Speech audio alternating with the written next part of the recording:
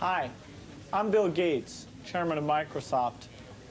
10 years ago, most computers weren't personal, and they certainly weren't sold in a computer store like this one. The introduction of the IBM PC, along with Microsoft's MS-DOS, has changed all of that. Today, over 70 million users are able to take advantage of the power of the PC to help get their work done.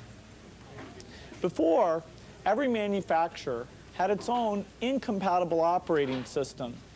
But today, over 200 manufacturers offer MS-DOS-based systems that are fully compatible, providing users incredible freedom of choice.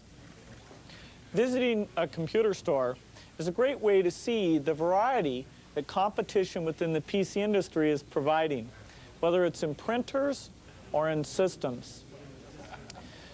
We have available low-cost systems, or very high-performance systems, or systems that are optimized to work in the network environment. This competition is also leading to a rapid pace of innovation. For example, this portable computer here, that's only 7 pounds, is over 10 times as powerful as the original PC. A key to such innovation is the improvement made in chip technology. The Intel microprocessor chips that are used in all these computers get over twice as fast every 2 years. So what this means is that during this decade, we'll have a computer that's even smaller than this one and yet provides over 10 times the speed while compatibly running all of the same software.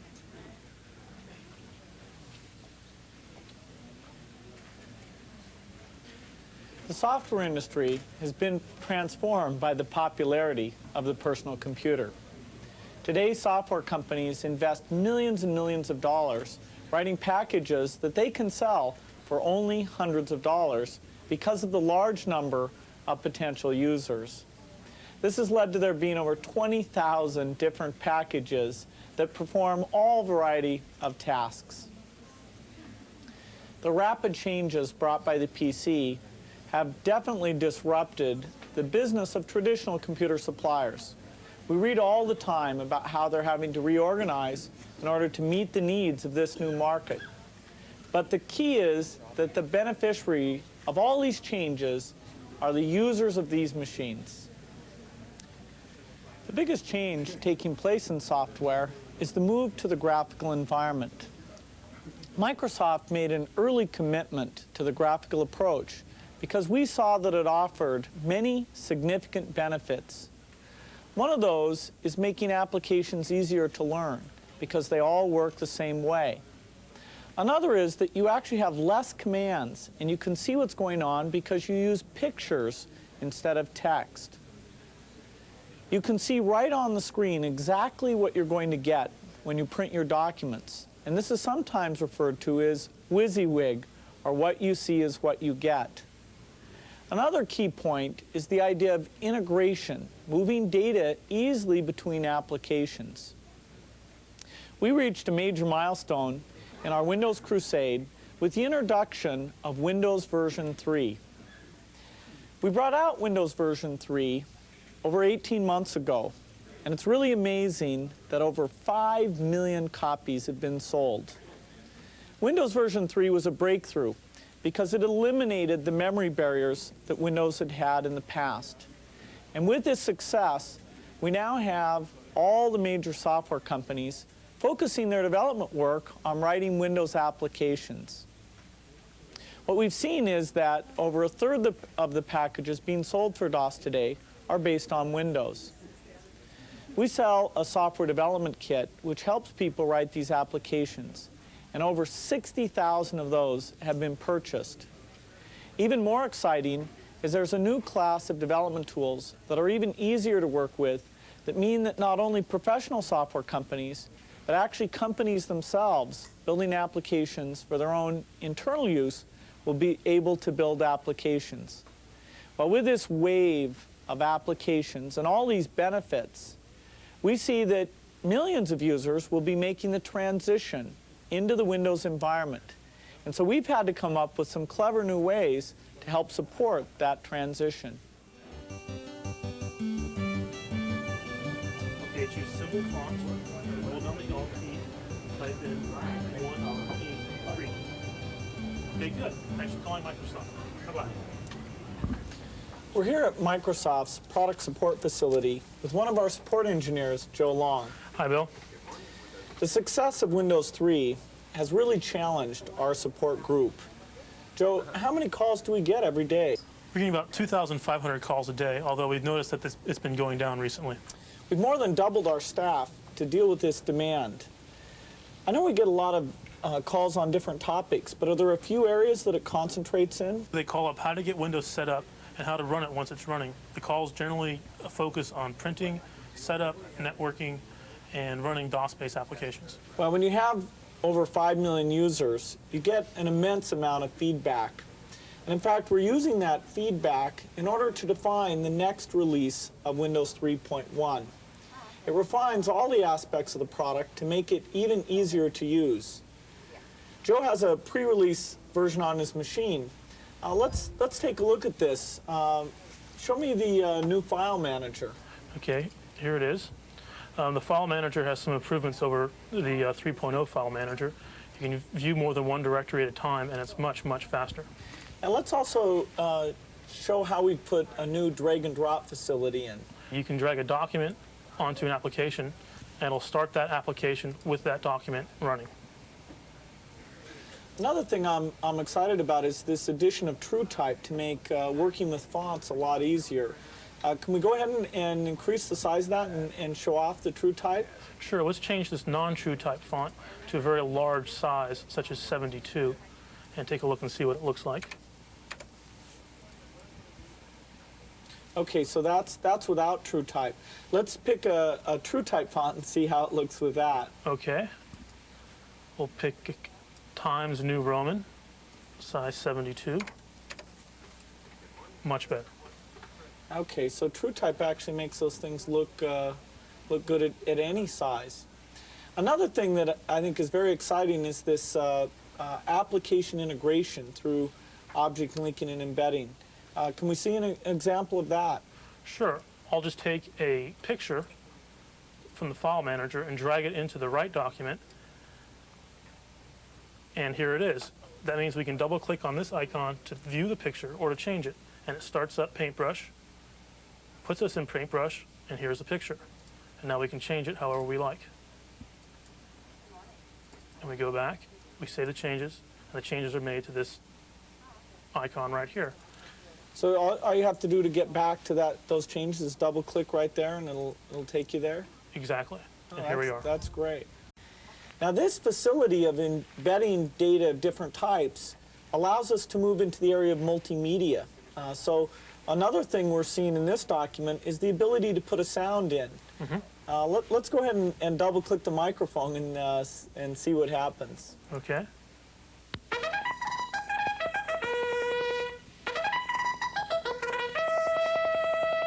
Another crucial area for us has been working on robustness. A lot of people working with Windows find that when an application has a problem, they get the unrecoverable application error, and they have to shut the whole system down. What we've done in 3.1 is make it so only the application that has the problem has to be shut down. And this makes it a lot easier to go on working with the system. We want to demonstrate that to you with the test application that was designed to actually trigger an error. So let's go ahead and fire that up. Okay. It's called blow up. All we do is we choose what kind of error we want. We'll choose a general protection fault. The application will crash. Wait a few seconds. There, application error. And then we click on close, and Dr. Watson comes up. Now, Dr. Watson is a facility to log all the details about the error. So if you want to call up product support and find out exactly what was going on, it makes it so you have a full set of data. Correct. It takes a picture of what the system looked like and saves it in a file for us. Fantastic. Thanks, Joe. You're welcome. Another key way that Microsoft designs its new products is by having what we call a usability lab, where we bring in users and watch them respond. This is one of Microsoft's usability laboratories. We bring users in with different levels of skills and expose them to our products well before we ship them. Now this results in lots and lots of changes, sometimes to the overall design and sometimes to things as small as the prompt text or the terminology that we use.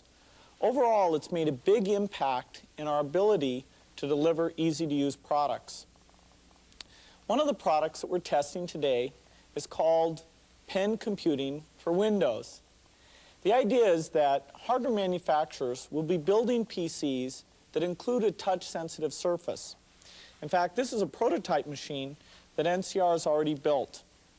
You use a pen right here on this surface, and you can handwrite just like you would on paper, and the computer recognizes it. So you don't have to use a keyboard. A machine like this could be taken into a meeting or out on a sales call and used in a very natural way. We're making sure that it's easy for people to work with Windows for pen computing. Let's go ahead and take a look at what this product is going to be like. I've got Byron Bishop, who's the lead engineer for our development effort. Hello, Bill. Let's go ahead and show a demonstration of the Pen Windows. We're starting out here in the Notebook app, and all we have to do is click on the Calendar tab to move to the Calendar page. To select a particular date, we just point to it, and so let's look at February 7th. So I can see my schedule, and for example, if I want to draw in a map for this dinner appointment I have, I just scribble right there on the screen, and you can see it saves the ink that we put on it. Also, it's very easy to enter a new appointment. We simply use normal handwriting, and as soon as we're done, the computer recognizes that text.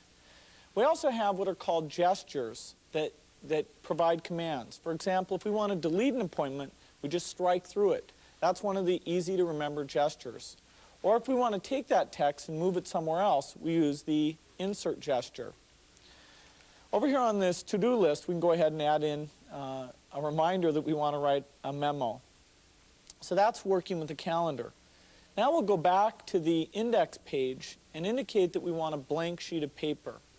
And what we're going to show on this is entering a diagram that shows the relationship of the different parts of Pen Windows.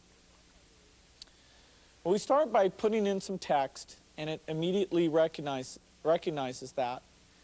Down at the bottom, we'll put some other text to show that how Windows is there. And over on the right, we're going to put the pen extensions. One of the interesting things is that we recognize not only the text, but also shapes that you draw. So, for example, if we draw a little square around this text, even if we don't do it quite right, it knows that we want a square, and you can see it makes it perfect. At the top, let's use a circle, and we can see it recognizes that as well. Then we can connect these things together, and even though we don't draw our lines perfectly, it knows we want a straight line, and so it recognizes that. A key element of this pen computing is handwriting recognition. And now, everyone has handwriting that's a little bit different. So we've designed it so that it adjusts to your particular handwriting. As an example, let's go ahead and enter THIS, this, but we connected the T and the H. And so you can see that it didn't recognize it properly. Now what we can do is train it that we often write it that way. And so we bring up a trainer and simply pick the letters we want to train in, write them properly, and ask it to remember those shapes. So as soon as that's done, we can go back, and this time, if we do exactly the same writing, you can see that it recognizes it properly. Another thing that's really great about these pen extensions is they allow you to use existing applications. To illustrate that, what we've done is used our Visual Basic development product and take just 1 hour to write a little data entry application. We'll click on the icon to bring it up, and you can see it's a nice, simple form. We can show how the pen works very well with selections, like the list box here. And it also works very well when you enter in numbers. In this application, we've told it that's a numeric field, So it's even easier to recognize since it knows that there's just numbers going in.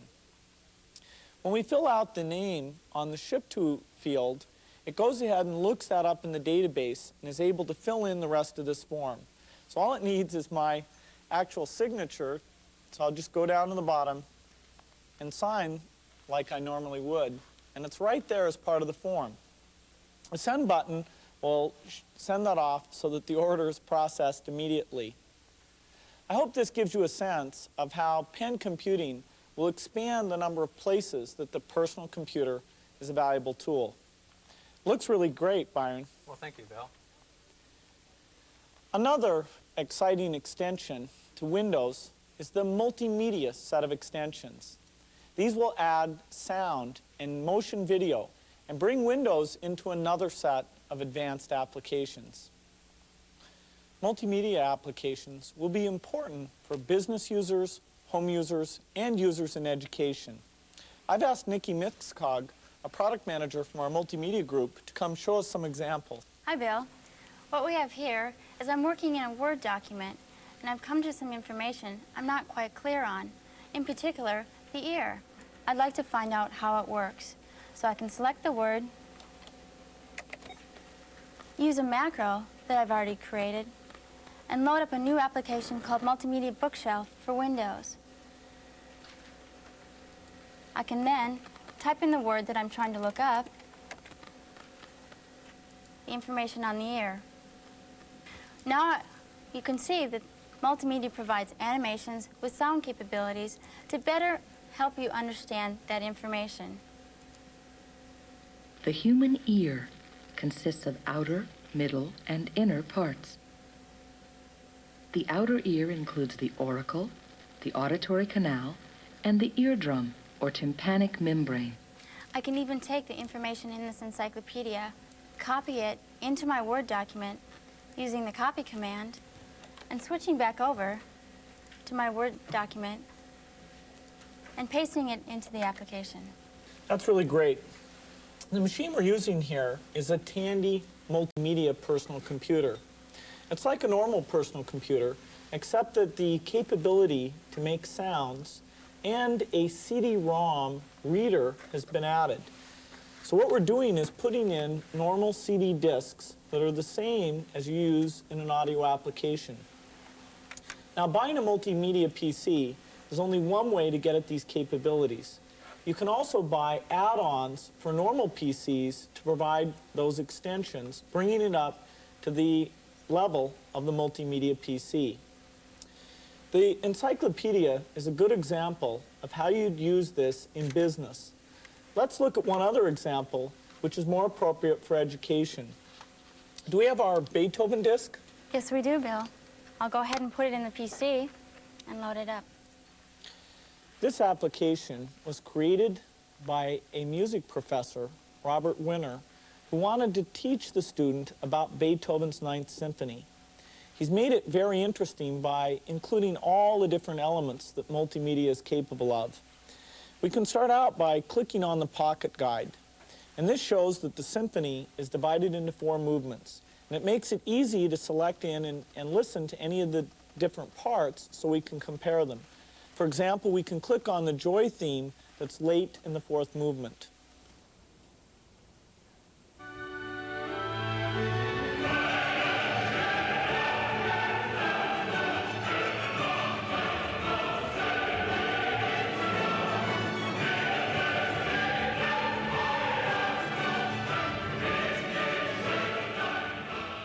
Another part of this is called a close listening.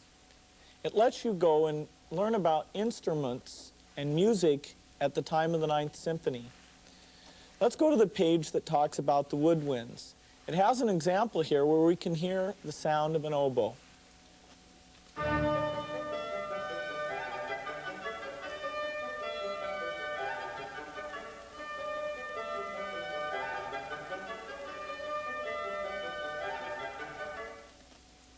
Another section takes interesting parts of the music and describes for you the musical technique that Beethoven is using to make it particularly impactful.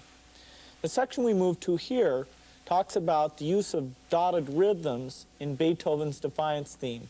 So we can click and listen and even see in the score the different notes that are being played.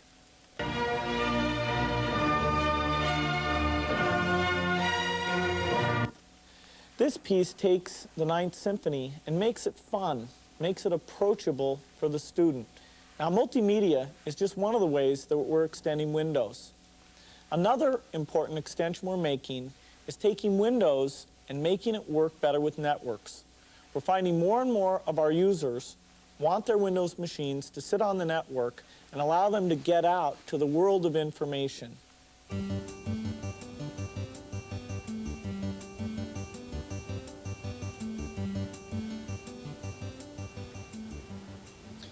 Here at Microsoft, all of our Windows PCs are connected to a worldwide network.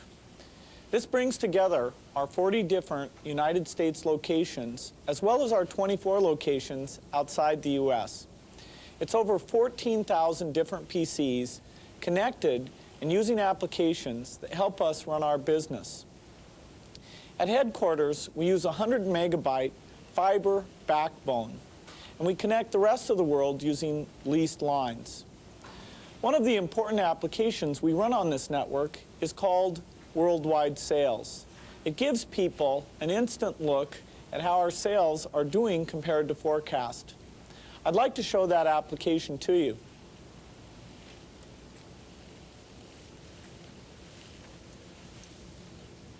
Before we had this application, we distributed our sales data like a lot of companies do on paper. So people always received information they weren't interested in, and they didn't get the detail that might be particularly relevant to them. Now we've eliminated the use of that paper reporting altogether. There's simply an icon sitting right here on your desktop that you just point to and click whenever you're interested in this worldwide sales data. Now we have this hooked up with security, so only the people who should have access to the right parts of the database can get at it. So the first thing I do to get connected is type in my password. Then what it's doing is going out to the server that holds this information in our network. It gives me a choice of exactly what data I want to pull up. So let's say I want to see all the sales data for this particular month. It's using the network, sending out a query, and now we can see the results for every one of these business units. Whenever you want to dive down and see detail, it's simply a matter of pointing and clicking. So let's take the applications group here, point to that, and drill down to see the more detailed information. Very quickly, we see now the results by business unit. And we can see a couple of the business units are doing very well compared to plan, and a couple are not on plan. Now, if I want to see this data in different forms, I can simply take it and use Windows Clipboard and copy all the information into that. So then I can switch over and use the Excel spreadsheet, and as soon as I paste this data in, it's available to format in any way that I'd like. For example, I can take part of this data and simply hit a key and then see a chart that lets me see the underlying trends in that data. So now we've eliminated the printed reports and given people incredibly more flexibility over how they want to look at this data. Microsoft has 18 different applications we use now that take advantage of the network to help us run our business more efficiently. These include things like expense tracking or keeping track of our product development schedules. So all I have to do is go in and click an icon to see exactly where everything stands. Even the bug database is tracked using the large network. Now, the worldwide sales application only required PCs, the PC on the desktop and a large PC running our SQL Server backend with all of the sales information. But a number of these applications tie into the different types of computers on the network. For example, our overseas subsidiaries all have AS400s that are used for order entry and invoicing. And many of the applications tie Excel as a front end as a window onto that AS400 data. We also have a number of decked boxes we use here at headquarters for our accounting information. So it's a heterogeneous network, but the end user only has to know Windows and be able to point and click to take full advantage of these applications. In fact, there are a total of over 500 different servers connected to this network.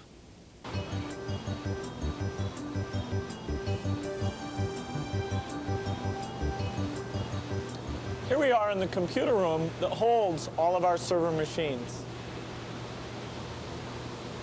Here we see the PC server machines, of which we have over 500. These machines are based on the 386 and the 486, and they have up to 20 gigabytes of storage. Now, the software we run on these machines includes our LAN manager and our mail server, as well as the SQL database product. To date, we've been running most of these machines under the OS/2 operating system, but we're preparing a new product, our Windows NT product, that's even more advanced that we'll be using on these machines in the future. Let's go ahead and take a look at the Windows NT product. I have it running in its early form on this machine here. Windows NT stands for Windows New Technology, and it's a major advance in the power of Windows. It also represents our approach to doing more powerful software, which is to maintain compatibility. You could call this the evolutionary approach. Instead of revolutionizing things and forcing people to give up the investments they've made in learning and applications, we simply improve what's there with compatibility. So Windows NT runs all the same DOS and Windows applications that have been built in the past while providing extra power. We can see that NT provides exactly the same appearance as Windows 3.1. We're starting out here with the program manager in the back, which is of course the same. And we also have the file manager that lets us go through our directories, makes it easy to run applications. In fact, I'll just double click here. We'll bring up the clock application. That's not all I've got running here. If I bring these down into iconic form, you'll see there's dozens of tasks already running, many of them demonstrating the advanced features that this NT operating system will have. These include the more powerful graphics, as well as the multitasking capability that includes threads and advanced security. One of the concepts that we feel is important is to support advanced processor architecture. This includes both having multiple processors for symmetric multiprocessing, as well as supporting RISC-type processors. These approaches will allow people to have servers that go way beyond what's available today. And in fact, they'll even bring higher performance down to the desktop. Because we're implementing the same applications interface on our Windows NT product as we will with our Windows on DOS product, we call this a scalable operating system. And Windows is the first product to use this approach. It means that applications can run the same way no matter whether you pick Windows on DOS or Windows NT. Now, the key to the Windows NT success will be making it easy to move it into your computing environment. We've done that with applications compatibility, but we've also done it with the way we allow it to work on the network. Windows NT will have available our LAN manager product, and it will use exactly the same protocols, so it will interoperate with LAN manager running on top of OS/2. In fact, in the computer environment that Microsoft uses, we'll be able to bring up Windows NT server by server without ever interrupting our network environment. 10 years ago, we began work with IBM on their first personal computer. In the years that followed, we worked together on hardware and software improvements. For over 6 years, we worked together to develop OS/2 as a replacement for MS-DOS. As it turned out, OS/2 had significant limitations. We believe that Windows is more appropriate for the desktop and will dominate in that segment of the market. OS/2 will continue to have a limited role as a server operating system and for specialized segments of the market. Microsoft is fully licensed to OS/2 and will continue to support our customers and license it to OEMs. We are very committed to helping users who have done OS/2 development work to migrate to Windows and Windows NT, including providing an OS/2 compatibility layer, so applications written for OS/2 will move over to Windows NT. Our goal at Microsoft is to expand personal computing and help empower individuals with powerful, easy-to-use computers. I call our vision for this environment information at your fingertips. It's a vision for moving PCs to a more user-oriented view, where users think about data and information instead of applications and configuration files. We are already far along in extending and advancing Windows on DOS and Windows NT, both with object-oriented functionality, not only in the user interface, but also in the file system and programming model. Combined with transparent information access, this will be a huge step towards information at your fingertips. Our strategy can be summarized in one word: Windows. We're working hard to improve the base product, and Windows 3.1 will be out in the near future. We're also far along on the extensions for pens and multimedia, and those will also ship in the near future. During 1992, Windows NT will take Windows into a high-end environment by adding advanced capabilities. Most importantly, all of these extensions will be evolutionary. They will continue to leverage the investments that you're making in training and applications. Finally, our Windows strategy is based upon openness in the PC tradition. Hundreds of hardware companies will continue to build state-of-the-art PCs that run both Windows and Windows applications.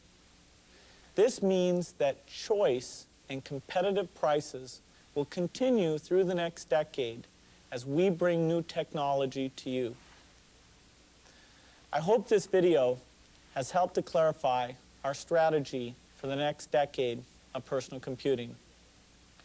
Microsoft is dedicated to making personal computing easier and more productive for you. I think the next 10 years will be even more exciting than the past. Thank you for spending this time with me.